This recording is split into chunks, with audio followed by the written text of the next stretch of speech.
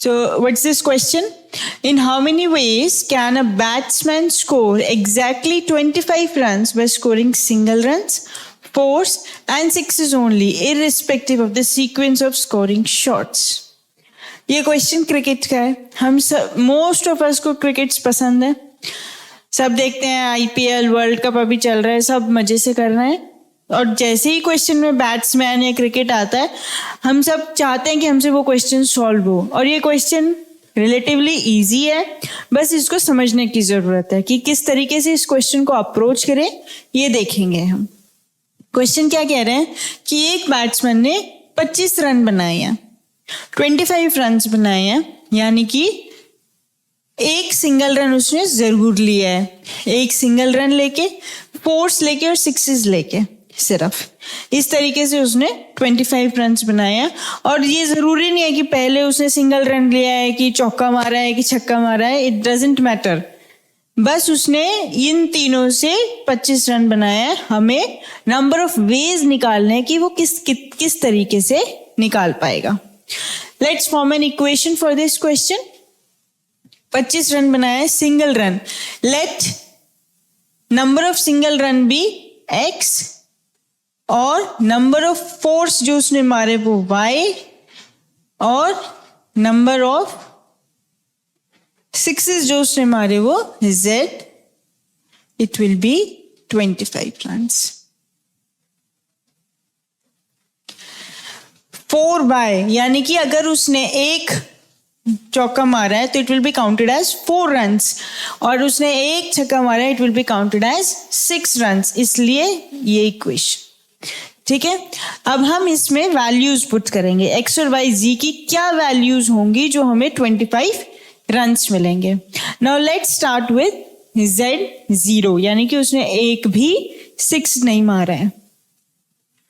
First situation कि z 0 है, z 0 है तो इक्वेशन क्या आ गई, x plus 4y is 25. Question बस ये कह रहा है कि x y z के कितनी पॉसिबल वैल्यूज हैं जो बैट्समैन 25 रन बना ले. नाउ z 0 है तो x और y की क्या वैल्यूज होंगी 25 में. 25 है, it's not a multiple of 4. Definitely एक ना एक सिंगल रन उसने जरूर बनाया. तो will start finding the values of x and y. अब y को मैं सबसे पहले 0 ले रही हूँ. x तो 0 नहीं होगा क्योंकि एक ना एक सिंगल रन उसने डेफिनेटली बनाया, अगर 25 रन हैं तो. y 0 है, x will B 25. Now y is 1, x will be 21. Now y is 2, x will be 17. Now y is 3, x will be 13. Y is 4, x will be 9. आप मेरे साथ इनको सॉल्व करिए. पुट इक्वेशंस में x और y की value put करिए. y की जैसे जैसे मैं लेके जा रही हूँ आप वैसे पुट करिए, अपनी नोटबुक में प्रैक्टिस करिए. बहुत ईजी है, it won't take time. First time है शायद इसलिए आपको लगे, पर आप जैसे जैसे प्रैक्टिस करेंगे it will be very easy for you. Do it in your notebooks with me. y की वैल्यू 5 है, x की वैल्यू 5 है, y की वैल्यू 6 है, y की वैल्यू, x की वैल्यू 1 है. तो नंबर ऑफ वेज कितने हुए, 1 2 3 4 5 6 7, 7 वेज. जब हमारा z 0 है, यानी कि एक भी 6 नहीं मारा है. मान लो अब उसने एक छक्का मारा है, z की वैल्यू 1 है, तो यानी कि x plus 4y plus 6 is 25. That gives x plus 4y is 19. अब इसमें वही जो हमने इसमें किया था, x और y की वैल्यू निकालेंगे. तो x और y की क्या वैल्यूज होंगी, x कैन नॉट बी 0, तो इसलिए हम y को 0 से स्टार्ट करेंगे. y 0 means x is 19, y1 means x is 15, y2 means 4 to 8, x is 11, y is 3, x is 7, it's 4, it's 3, then और कुछ हो सकता है y की वैल्यू अगर 5 आ गई 20 यानी कि वो ज्यादा हो गया. तो नंबर ऑफ वैल्यूज वेज कितने रहेंगे? 5. 1 2 3 4 5 ways. Fine. Now third situation will be जब z की वैल्यू 2 है. दैट मीन्स जब उसने 2 छक्के मारे हैं तो क्या पॉसिबल वेज हैं 25 रन्स के? x plus 4y plus 6 2 12 is 25. 12 कैसे आया? x को z को हमने 2 लिखा है तो x प्लस 4y आपका आ गया 13. Now will do the same thing. x और y की वैल्यूज पुट करेंगे और देखेंगे कितने वेज हैं. y 0, x can not be 0 इसलिए हम y को 0 ले रहे हैं. x will be 13, it will be 7, y2 4 to the 8,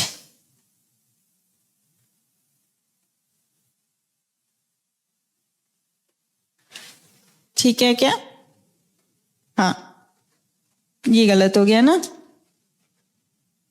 sorry.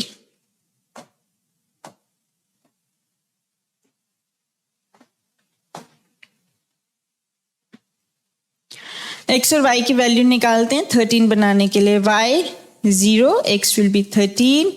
When y is 1, x will be 9. When x is 2, y is 2, x will be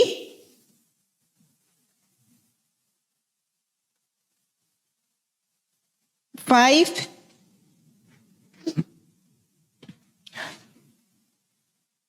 When it is 3, it will be 1. Fine. तो number of ways कितने हो गए? 4 veg. जब z की value 2 है. Now the fourth situation is जब z की value 3 है यानी कि उसने 3 छक्के मारे. तो x plus 4y plus z की वैल्यू इधर 3 पुट करो. 6 3 18, 25 यानी कि x प्लस 4y हो गया आपका 7. वही चीज करेंगे, x और y की वैल्यूज पुट करेंगे. देखते हैं क्या क्या पॉसिबल वैल्यूज हैं. x can not be 0, y 0, x will be 7, y 1, x will be 3. और कोई पॉसिबल वैल्यू है? नहीं है.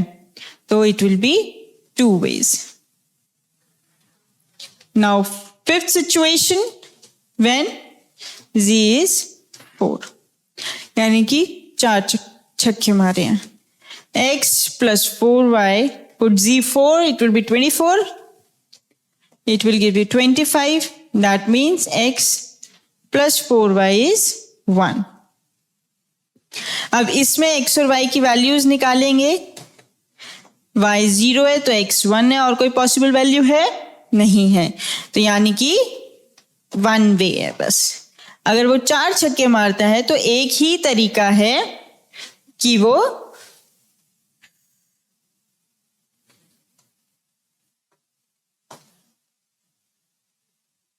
तो यानी कि एक ही तरीका है कि वो 25 रन्स बना रहे हैं. ठीक है. अब हम टोटल नंबर ऑफ वेज निकालते हैं. टोटल नंबर ऑफ वेज निकालने के लिए we have to add all these.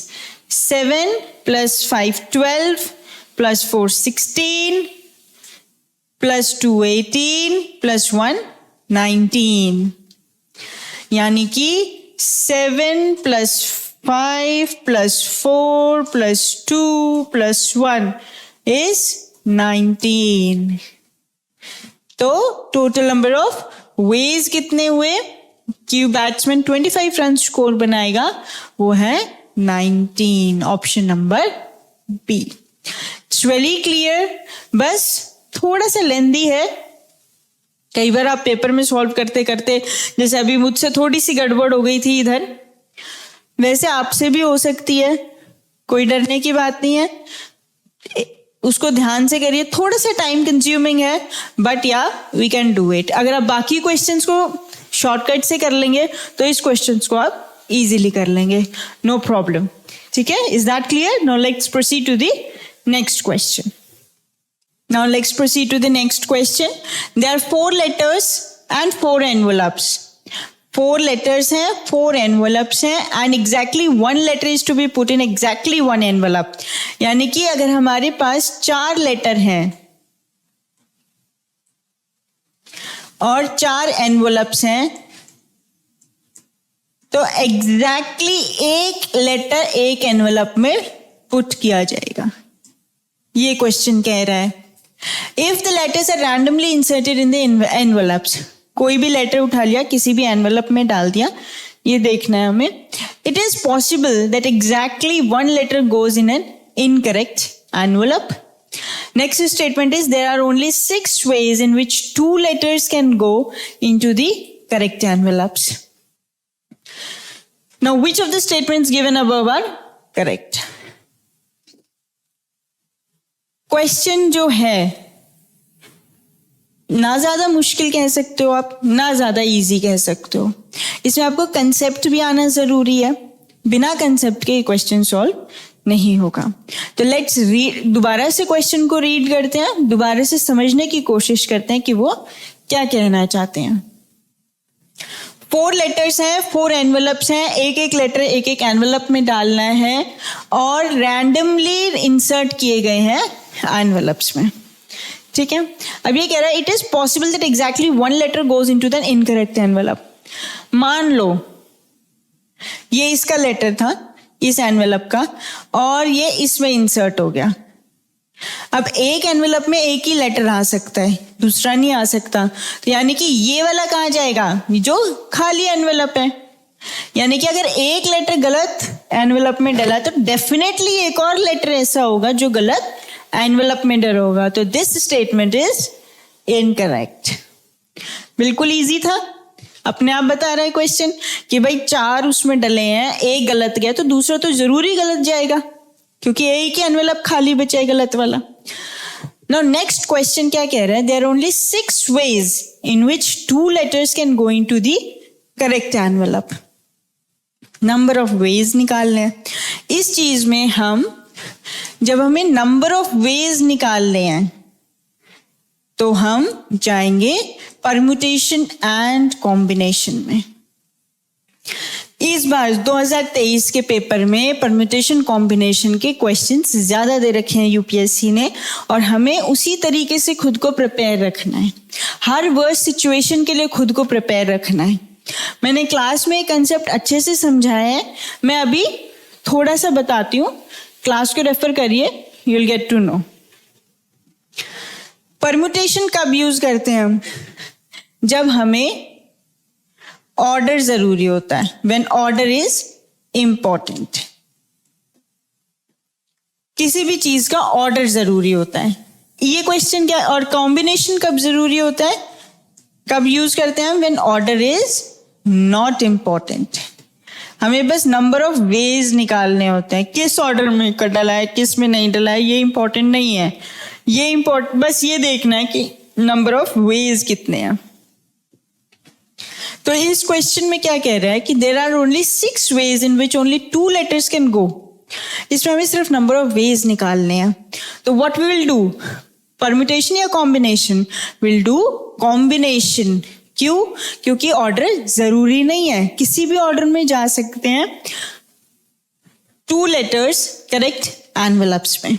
तो विल यूज कॉम्बिनेशन। 4 एनवेलप्स हैं, उसमें से हमें 2 एनवेलप सही उसमें डालने हैं, तो we'll use 4C2 which will give 4 factorial by 2 factorial multiplied by 2 factorial, that will give you 4, 3 by 2, that will give you 6. तो 6 वेज हैं जब आप 2 लेटर्स को एग्जैक्टली 2 एनवेलप्स में करेक्टली डाल सकते हैं. तो this statement is correct. Now statement 1 is wrong, statement 2 is correct. Now what's the question saying? Which of the statements given above is or are correct? उसमें से करेक्ट कौन सी है? एक और चीज ध्यान रखना, ये तो आप अपने पेपर 1 में भी करते होंगे, कई बार यहाँ पे इनकरेक्ट लिखा होता है क्वेश्चन में. क्वेश्चन को ध्यान से पढ़ना है. जब भी आप क्वेश्चन को पढ़ रहे हैं एक बार उसे ध्यान से पढ़ लें और फिर उसको आप धीरे धीरे समझेंगे. विद इन मिनिमल टाइम वो क्वेश्चन आपको सॉल्व हो जाएगा. Now which statement is correct? Only 2 is correct. So option number B. Fine, clear हो गया. Now let's proceed to the next question. चलो, परम्यूटेशन कॉम्बिनेशन खत्म हुए, प्रोबेबिलिटीज खत्म हुई, लाइक नंबर ऑफ वेज. अब आएगा आपका number system. What is the remainder when 85 multiplied by 87 multiplied by 89 multiplied by 91 multiplied by 95 multiplied by 96? बहुत बड़ा है, छोड़ दो क्वेश्चन, छोड़ दो, अगला क्वेश्चन करते हैं. नहीं नहीं नहीं, उस क्वेश्चन को पहले पूरा पढ़ो. Is divided by 100. नहीं मैडम, पूरा पढ़ के भी पूरा मल्टीप्लाई करो, डिवाइड करो 100 से. नहीं, कुछ नहीं करना है. क्वेश्चन को ध्यान से देखो, वो आपको खुद आंसर देगा. अपने कंसेप्ट्स को यूज करो, अपने प्रेजेंस ऑफ माइंड को यूज करो, क्वेश्चन आपको आंसर खुद देगा. नाउ सपोज मैं इसकी बात करूं तो मैं सबसे पहले 85 multiplied by 87 multiplied by 89 multiplied by 91 multiplied by 95 multiplied by 96. This is divided by 100. तो रिमाइंडर क्या देगा, ये क्वेश्चन है. क्वेश्चन को ध्यान से देखिए. इसकी लास्ट डिजिट क्या है? Unit digit 5. इसकी लास्ट डिजिट क्या है? 5.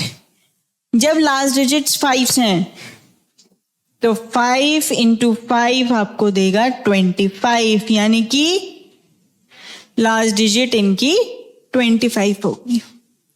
ठीक है. और 96 is a multiple of 4. 24 into 4. तो 25 को जब हम 4 से मल्टीप्लाई करेंगे तो वो 100 देता है. ठीक है, यानी कि इस नंबर की जो लास्ट डिजिट है, जो यूनिट डिजिट है, वो आपको 0 मिलेगी. और किसी भी नंबर में जिसमें लास्ट में 0 आ रहा है, जब आप उसको 100 से डिवाइड करेंगे तो what will be the remainder? 0. तो रिमाइंडर विल बी 0. है ना इजी? कुछ नहीं किया हमने, कोई लंबी कैलकुलेशन नहीं करी, कुछ नहीं किया, सिर्फ एक बेसिक कंसेप्ट जो सेकेंड थर्ड क्लास के बच्चे को भी आता है. 5 5s are 25, 25 4 100. और आप 100 by 100 कर देंगे तो रिमाइंडर क्या होगा? 0.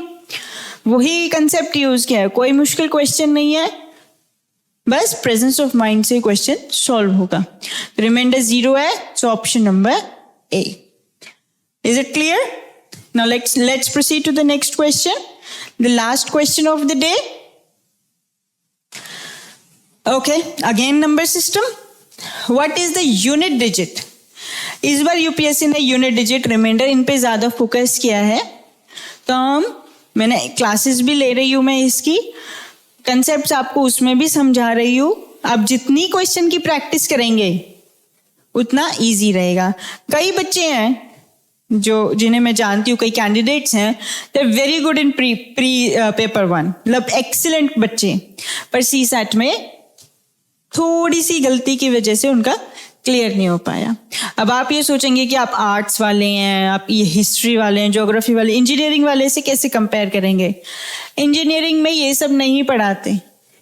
इंजीनियरिंग में हाई लेवल पढ़ाते हैं, बहुत हार्डली किसी इंजीनियर को आता होगा, क्योंकि अगर वो IAS में चला गया तो हार्डली उसे कोई इंजीनियरिंग की मैथ्स आती है. तो आप उससे टेंशन मत लीजिए, कॉम्प्लेक्स फील मत करिए. चाहे आप आर्ट्स वाले हैं, चाहे इंजीनियरिंग है, चाहे साइंस है, चाहे कोई भी हैं, ऐसे क्वेश्चंस हैं कि आप एक दो बार इस कंसेप्ट्स को सीखेंगे, इनकी शॉर्ट ट्रिक सीखेंगे, क्वेश्चंस आराम से होंगे।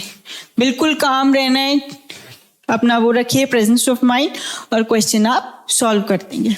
अब जैसे इस क्वेश्चन की बात कर रहे हैं हम, देख के डर लग रहा है? लग रहा है।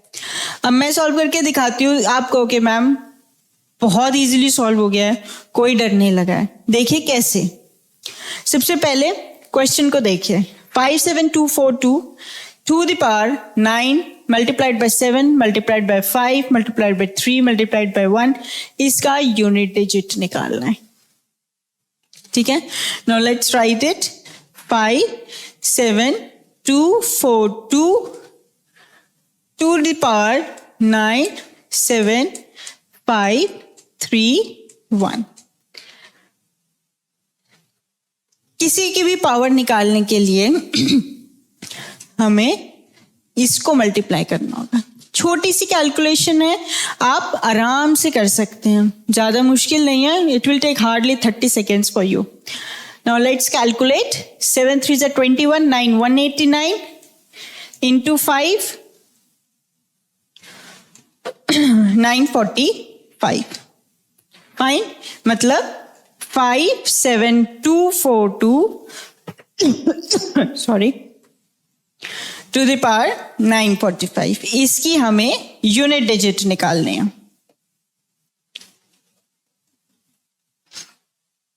मुश्किल क्वेश्चन नहीं है। 2 की पावर देखेंगे अब हम।